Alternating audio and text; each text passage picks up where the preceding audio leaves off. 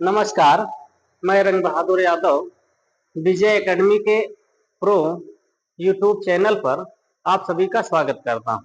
आज हम आप लोगों के समक्ष सूरदास जी के द्वारा लिखे हुए पद को पढ़ाने चल रहे हैं।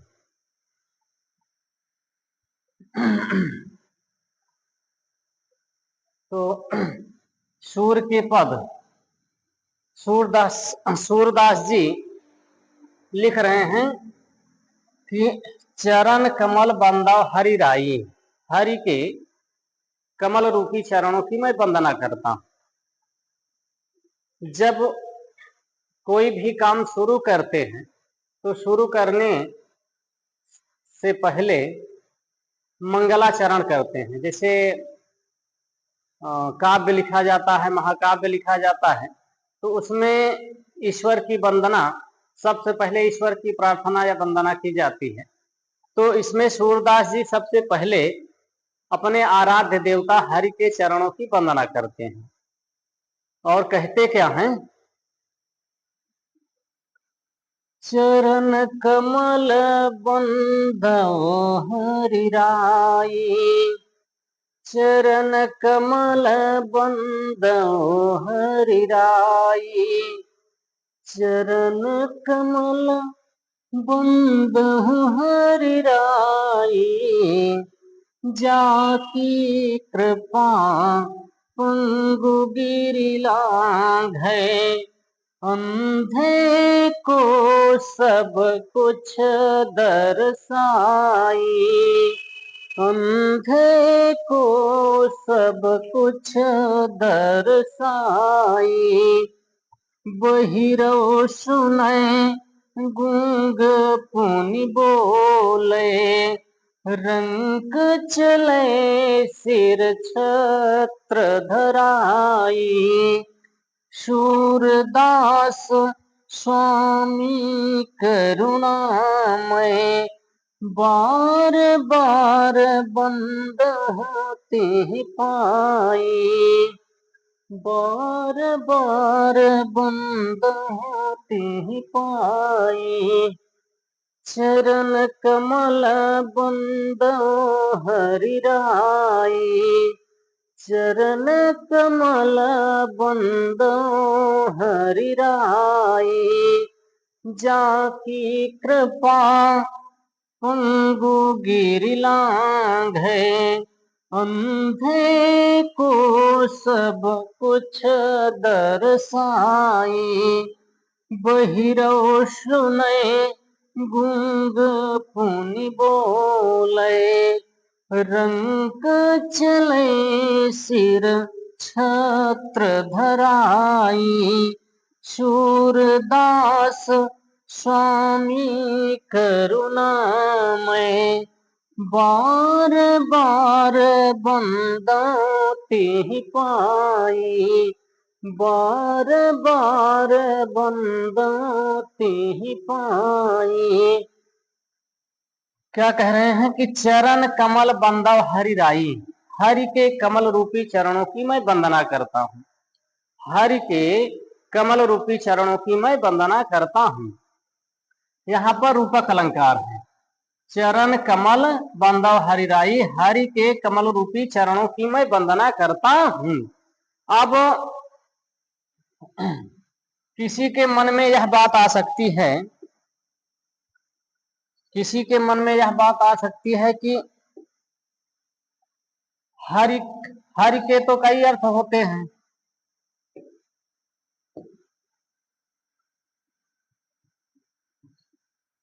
हरि के कई अर्थ होते हैं, हरि के कई अर्थ होते हैं, फिर किस हरि के कमल रूपी चरणों की वंदना करने की बात कर रहे हैं सूरदास। जैसे हरि का अर्थ सिंह होता है, मेढक होता है, बंदर होता है, यम होता है, अनिल होता है, इस तरह से कई अर्थ होते हैं, जल होता है, सर्प होता है। तो किस हरि के कमल रूपी चरणों की वंदना करने की बात कर रहे हैं। जैसे यमक अलंकार का एक उदाहरण है, यमक अलंकार का एक उदाहरण है जिसमें हरि शब्द के दो तीन अर्थ हैं। पहले उसको हम आप लोगों को बताना चाहेंगे इसको समझाने के लिए कि क्यों उन्होंने लिखा कि जा की कृपा, जिसकी कृपा। उन्हें ऐसा लिखना क्यों पड़ा? क्योंकि हरि शब्द का अर्थ यदि सिर्फ विष्णु भगवान होता, सिर्फ श्री कृष्ण होता, तो फिर ये ना लिखते कि जा की कृपा से, जिसकी कृपा से। उन्हें इसलिए बताना पड़ रहा है कि जाकी कृपा पंगु गिरी लांघे, उस हरि के चरणों की मैं वंदना करता हूँ जिसकी कृपा से पंगु गिरी लांघे, लंगड़ा पहाड़ को लांघ जाता है, अंधे को सब कुछ दर्शाई, अंधे को सब कुछ दिखाई देने लगता। इसका मतलब हरि के कई अर्थ हैं। और यमक अलंकार का पहले वो उदाहरण सुने कि हरि बोला, हरि बोला, हरि सुना, हरि गया हरि के पास। हरि बोला, हरि सुना, हरि गया हरि के पास। हरि बोला, हरि बोला, हरि सुना, हरि गया हरि के पास।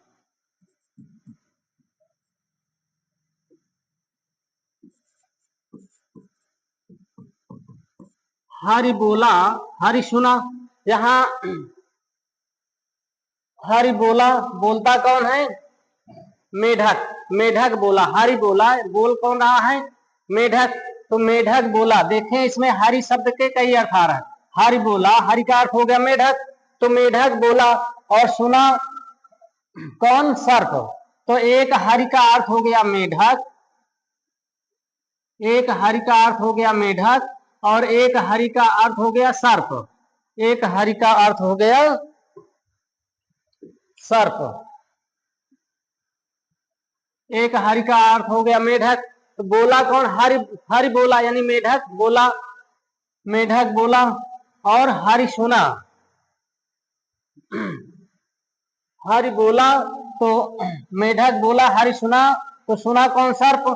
और हरि गया हरि के पास, हरि गया हरि के पास। तो जो सर्प है वो मेढक के पास गया। पहले बोलता हरि का पहला अर्थ हो गया कि हरि बोला यानी मेढक बोला। और हरि बोला, हरि सुना तो सुना किसने? सांप ने। सांप सुना।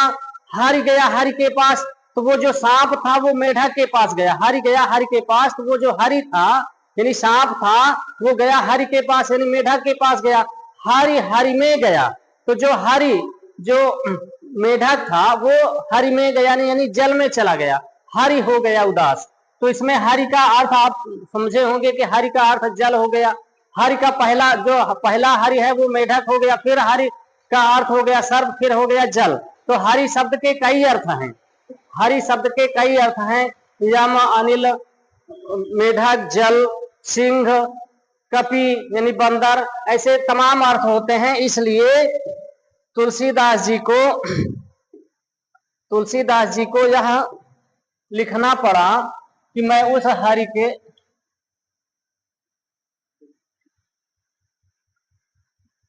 हरि के कमल रूपी चरणों की वंदना करता हूँ। मैं उस हरि के कमल रूपी चरणों की वंदना करता हूँ। लिखना पड़ा कि जाकी कृपा पंगु गिरि लांघे। बताना पड़ा कि उस हरि के कमल रूपी चरणों की मैं वंदना कर रहा हूं। जाकी कृपा पंगु गिरि लांघे। पंगु माने लंगड़ा, गिरी माने पहाड़, लांघे माने लांघ जाता है, डांग जाता है। जिसकी कृपा से लंगड़ा पहाड़ को लांघ जाता है, पहाड़ को डांग जाता है। अंधे को सब कुछ दर्शाई, अंधे को सब कुछ दिखाई देने लगता है। समझ में आ गया होगा कि सूरदास जी किसके चरणों की वंदना कर रहे हैं। पहली लाइन में उन्होंने लिखा कि चरण कमल बंदवा हरि राई, चरण कमल बंदवा हरि राई। हरि के कमल रूपी चरणों की मैं वंदना करता हूं। तो चरण कमल में रूपक अलंकार हो गया, तो हरि के कमल रूपी चरणों की मैं वंदना करता हूं। पहली लाइन स्पष्ट हो गई होगी। और किस हरि के कमल रूपी चरणों की मैं वंदना कर रहा हूं? जाकी कृपा पंगु गिरि लांघे, जाकी कृपा पंगु गिरि लांघे, अंधे को सब कुछ दर्शाई, अंधे को सब कुछ दर्शाई, बहिरो सुने गूंग पुनि बोले, बहिरो सुने गूंग पुनि बोले, रंक चले सिर छत्र धराई, रंक चले सिर छत्र धराई, सूरदास स्वामी करुणामय, बार बार बंदती पाई। जाकी कृपा पंगु गिरि लांघे, जिसकी कृपा से पंगु गिरि लांघे, लंगड़ा पहाड़ को लांघ जाता है, अंधे को सब कुछ दर्शाई, अंधे को सब कुछ दिखाई देने लगता है।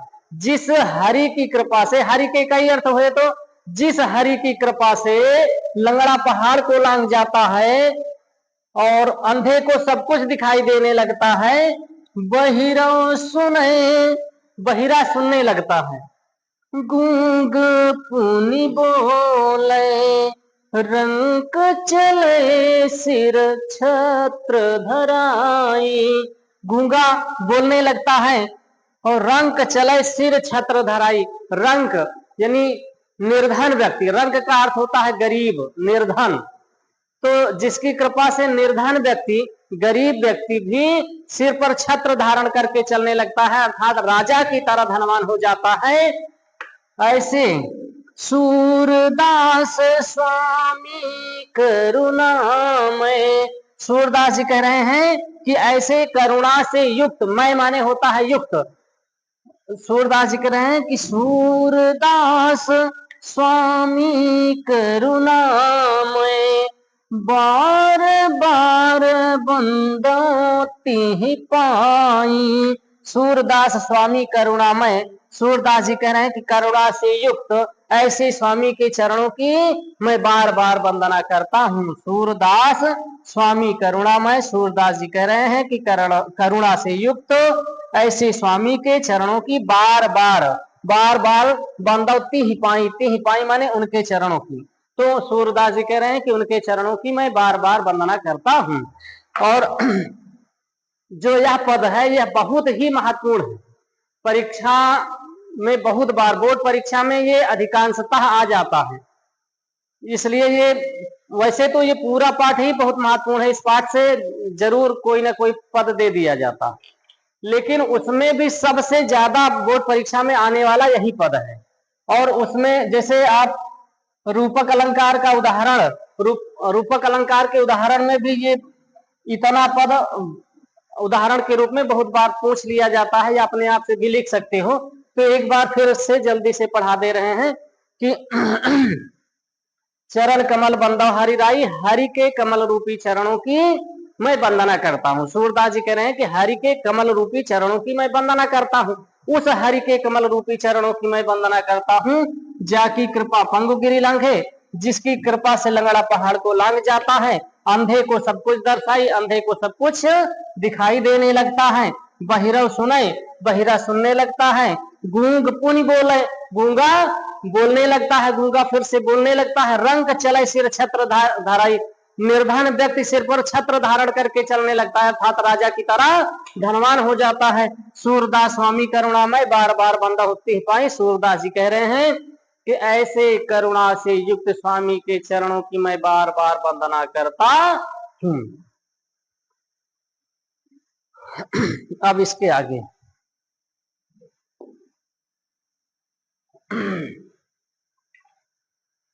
अब देखें, सूरदास जी पहले पद में ईश्वर की वंदना कर लिए, अब उन्हें काव्य लिखना है। अब जब उन्हें काव्य लिखना है, वर्णन करना है, काव्य लिखना है तो उसमें वर्णन करना है, किसी के विषय में कुछ कहना है, बताना है, वर्णन करना है, और सूरदास जी के समय में भक्ति काल चल रहा था, तो भक्त दो तरह के थे। कुछ लोग मानते थे कि ईश्वर का आकार प्रकार है, और कुछ लोग मानते थे कि ईश्वर का आकार प्रकार नहीं है।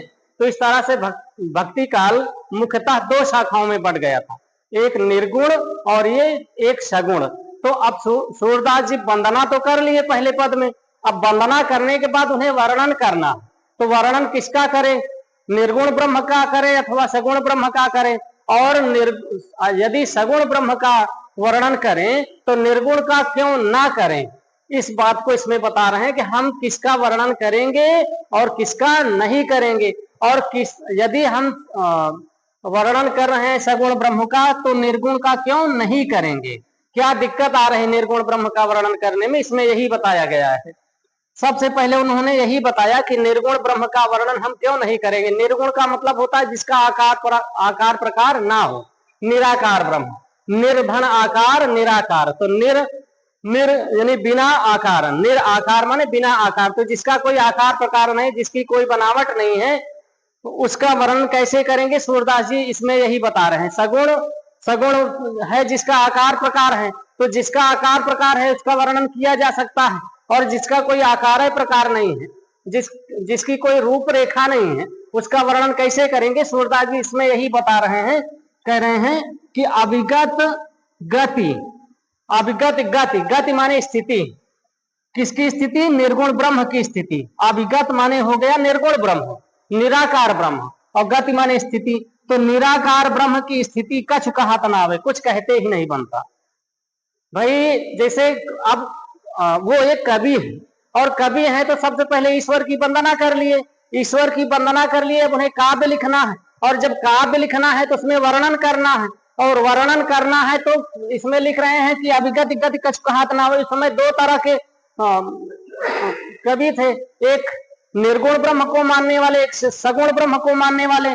तो अब ये कह रहे हैं कि निर्गुण ब्रह्म की मैं उपासना क्यों नहीं करूंगा, उनका वर्णन क्यों नहीं करूंगा। तो अभिगत गति कछ कहत ना आवे, कह रहे हैं कि जो निराकार ब्रह्म है उसकी स्थिति कुछ कहते नहीं बनता। जो निराकार ब्रह्म है, जिसका आकार प्रकार नहीं है, उसका गति यानी उसकी स्थिति कछ कहत ना आवे, कुछ कहते नहीं बनता। अब इन्हें काव्य लिखना है तो इन्हें कहना है, वर्णन करना है, और कह रहे हैं कि जो निराकार ब्रह्म है उसकी स्थिति को कुछ कहते नहीं बनता, वर्णन ही करते नहीं बनता। किस प्रकार से नहीं वर्णन करते बनता, जो गूंगे मीठे फल को, जो गूंगे मीठे फल को रस अंतर्गत ही भावे। निर्गुण ब्रह्म की दशा का उसी प्रकार से वर्णन नहीं करते बनता जिस प्रकार से गूंगा व्यक्ति मीठे फल को खाता है, और मीठे फल का रस उसे मिलता है, अंतर्गत ही भावे, लेकिन अंतर उसे उसका जो स्वाद है वो उसे मिलता है।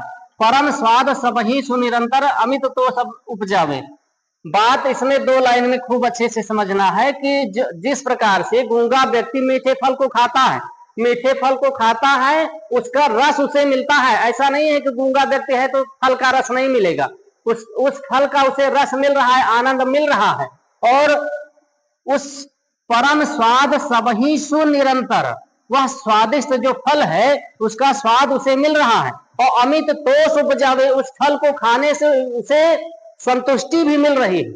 फल खाया, गूंगा व्यक्ति है वो मीठा फल खाया, और मीठे फल को खाने के बाद उसका स्वाद भी उसे मिला, और वह उसे अत्यंत संतुष्टि भी मिल रही है, लेकिन वह किसी से कहे नहीं पाएगा क्योंकि उसके पास वाणी नहीं है, वह उसका वर्णन नहीं कर पाएगा। तो सूरदास जी कह रहे हैं कि जिस प्रकार से गूंगा व्यक्ति मीठे फल को खाता है और उसे स्वाद भी उसका मिलता है, लेकिन वह उस फल के स्वाद का वर्णन किसी से नहीं कर सकता, उसी प्रकार से यह जो निराकार ब्रह्म है, निराकार ब्रह्म का वर्णन करना उसी प्रकार से कठिन है, वर्णन नहीं किया जा सकता। कठिन की बात ही नहीं कह रहे हैं कि निर्गुण ब्रह्म का वर्णन नहीं किया जा सकता, उसी प्रकार से नहीं किया जा सकता जिस प्रकार से गूंगा व्यक्ति मीठा फल खाता है, उसे स्वाद मिलता है और उससे संतुष्टि भी मिलती है, लेकिन वह किसी से कहे नहीं पाता। भाव यह है कि सूरदास जी ये नहीं कह रहे हैं कि निराकार ब्रह्म है ही नहीं। वो इसके माध्यम से यह कह रहे हैं कि जो निराकार ब्रह्म है वह जिसको मिलता है, जिसको मिलता है उसको आनंद की अनुभूति होती है, उसको संतुष्टि भी मिलती है, लेकिन वह व्यक्ति किसी से कह नहीं सकता, निराकार ब्रह्म का वर्णन नहीं कर सकता। भाव यही है। तो सूरदास जी ने कहीं ये नहीं लिखा कि निराकार ब्रह्म है ही नहीं। वो ये कह रहे हैं कि जिस प्रकार से गूंगा व्यक्ति मीठा फल खाया, उसका स्वाद उसे मिला, स्वाद मिला और संतुष्टि भी मिली, लेकिन वह किसी से कह नहीं पाया। उसी प्रकार यह जो निराकार ब्रह्म है, यह जो निराकार ब्रह्म है, इसकी प्राप्ति जिसे मिली, जिसको यह निराकार ब्रह्म प्राप्त हुआ, उसे सुख मिला, उसे संतुष्टि मिली, आनंद मिला, लेकिन उस आनंद का किसी से वह वर्णन नहीं कर सकता। निराकार ब्रह्म के विषय में वह किसी से कह नहीं सकता। आगे कह रहे हैं कि मन वाणी को अगम, मन वाणी को अगम, इसमें मन और वाणी दोनों से अगम कहा जा रहा है। तो मन से अगम का मतलब हो गया कि मन से जिसे याद नहीं किया जा सकता। भाई जिसका आकार प्रकार नहीं है, आप खुद सोचे कि निराकार, निर माने बिना आकार, निराकार बिना आकार के, जिसका कोई आकार प्रकार नहीं, जिसकी कोई बनावट नहीं है, जिसकी कोई रूपरेखा नहीं है, उसको कैसे याद कर सकते हैं।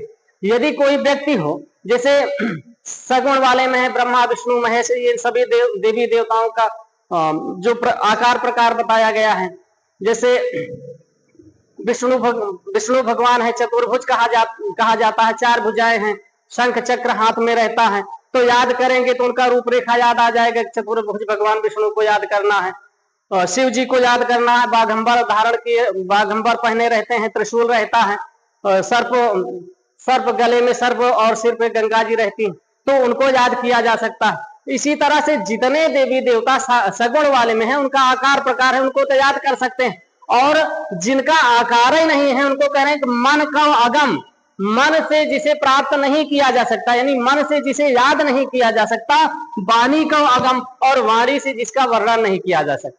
जिसका आकार नहीं है उसका वर्णन कैसे करेंगे, जिसका आकार प्रकार है उसका वर्णन कर लेंगे कि लंबा है, मोटा है, गोरा है, काला है, पतला है, आकार प्रकार बता लेंगे, अच्छा है, खराब है, बुरा है, जैसा है, बहुत सुंदर है, बहुत खराब है। लेकिन जिसका कोई आकार ही नहीं है, जिसका कोई आकार ही नहीं है, रूपरेखा नहीं है, उसको मन से याद नहीं कर पाएंगे और वाणी से वर्णन नहीं कर पाएंगे। और सूरदास जी जब काव्य लिख रहे हैं तो वर्णन ही तो करेंगे, वो लोगों के सम्मुख प्रस्तुत करने चल रहे हैं अपने काव्य को।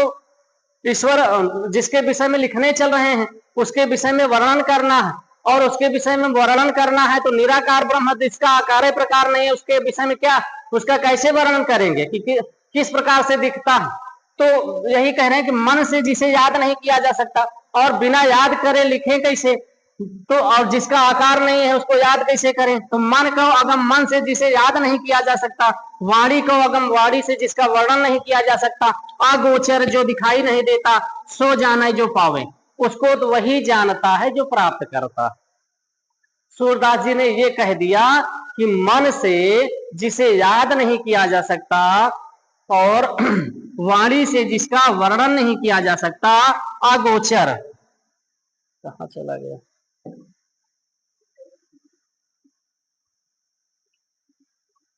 मन से जिसे याद नहीं किया जा सकता, मन का अगम का अर्थ हो गया मन से जिसे याद नहीं किया जा सकता, और वाणी, वाणी को अगम का अर्थ हो गया कि वाणी से जिसका वर्णन नहीं किया जा सकता, मन से जिसे याद नहीं किया जा सकता, वाणी से जिसका वर्णन नहीं किया जा सकता, अगोचर जो दिखाई नहीं देता, सो जाने, उसको तो वही जानता है जो पावे, उसको तो वही जानता है जो प्राप्त करता है। और देखो निर्गुण ब्रह्म की सबसे पहले वर्णन कर दिए कि गूंगे के मीठे फल से, तो मीठे फल को वह व्यक्ति खाया, और खाया तो वही जान पाया, दूसरे को बता ही नहीं पाया कि कितना अच्छा है, कितना स्वादिष्ट है, संतुष्टि भी मिली, लेकिन वह व्यक्त नहीं कर पाया। और वही बात अब सूरदास जी ने आगे चल के स्पष्ट कर दिया कि जिसको मन से याद नहीं किया जा सकता, वाणी से जिसका वर्णन नहीं किया जा सकता, वाणी से वर्णन किया जा सकता, यदि मन से याद किया जा सकता, वाणी से वर्णन किया जा सकता, तभी तो दूसरे को बताते। इसलिए कह रहे हैं कि मन से जिसे याद ही नहीं किया जा सकता, वाणी से जिसका वर्णन नहीं किया जा सकता, जो दिखाई नहीं देता सो जाने, उसको तो वही जानता है जो पावे, जो प्राप्त करता है। और सूरदास जी को क्या करना है, वर्णन करना है, और इसमें कह दिए कि सो जान है, उसको वही जानता है जो पावे, सिर्फ वही तक जानता है, दूसरे से कह नहीं सकता। और कह रहे हैं कि सूरदास जी इसलिए कह रहे हैं कि मैं तो इसका वर्णन ही नहीं कर सकता। रूप रेख गुण जाति जुगति बिनु निरालंब की धावे, कह रहे हैं रूप रेख, आकार प्रकार, गुण जाति, गुण जाति, जुगत बिनु, बिना उपाय के, निरालंब, बिना सहारा के, कित ध्यावे, मैं किसका स्मरण करूं।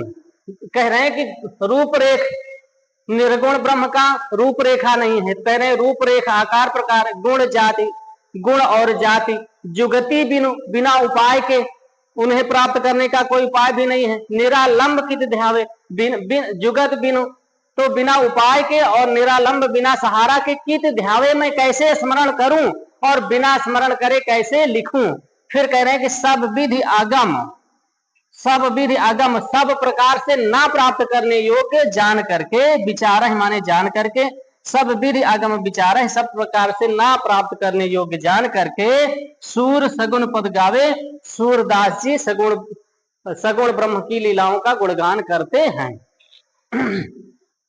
अब शायद आप लोगों के समझ में आ गया होगा, फिर भी एक बार देख लें कि सूरदास जी कह रहे हैं कि अभिगति गति कछ कहा न आवे, तो निर्गुण ब्रह्म की दशा को कुछ कहते नहीं बनता है, उसी प्रकार से नहीं कहते बनता है, ज्यों गूंगे मीठे फल को रस अंतर्गत ही भावे, परम स्वाद सब ही सुनिरंतर अमित दोष उपजावे। जिस प्रकार से गूंगा व्यक्ति मीठे फल को खाता है, उसका स्वाद उसे मिलता है, उसका आनंद उसे मिलता है, और उससे उसको अमित तो उपजावे, अत्यंत संतुष्टि भी मिलती है, लेकिन वह गूंगा व्यक्ति किसी से कहे नहीं पाता है। उसी प्रकार मन का अगम, मन से जिस निर्गुण ब्रह्म को याद नहीं किया जा सकता, वाणी का अगम यानी वाणी से जिस ब्रह्म का वर्णन नहीं किया जा सकता, अगोचर, जो दिखाई नहीं देता, सो जाने, उसको वही जानता है जो पावे, उसको सिर्फ वही तक जानता है जो प्राप्त कर लेता है। और मुझे क्या करना है कि मुझे वर्णन करना है, मुझे उस ब्रह्म को के विषय में वर्णन करना है जिसको मैं जानूं और दूसरों को भी बता सकूं। इसलिए कह रहे हैं कि रूप रेख गुण जाति जुगत बिन, आकार प्रकार गुण जाति और युक्ति के बिना, निरालंब के ध्यान, बिना सहारा के मैं कैसे स्मरण करूं। निर्गुण ब्रह्म का तो कोई रूपरेखा नहीं है, कोई गुण नहीं है, कोई जाति नहीं है, उसे प्राप्त करने का कोई उपाय नहीं है, तो बिना सहारा के मैं कुछ कैसे उसे याद करूं, और मैं कैसे उसका वर्णन करूं अपने काव्य में। तो कह रहे हैं कि सब विधि आगम विचार हिताते, सब प्रकार से ना प्राप्त करने योग्य विचार करके सूरदास जी सगुण पद गावे, सगुण ब्रह्म की लीलाओं का गुणगान करते हैं। तो समझ में आ गया होगा। तो आज के लिए सिर्फ इतना ही, और खूब अच्छे से आप लोग इसको पढ़ लें, और यदि आपको लगे कि कुछ परिवर्तन करना चाहिए तो आप जरूर कमेंट करके बताइए, और समझ में आ रहा है कि नहीं आप लोग बताइएगा। ठीक, धन्यवाद।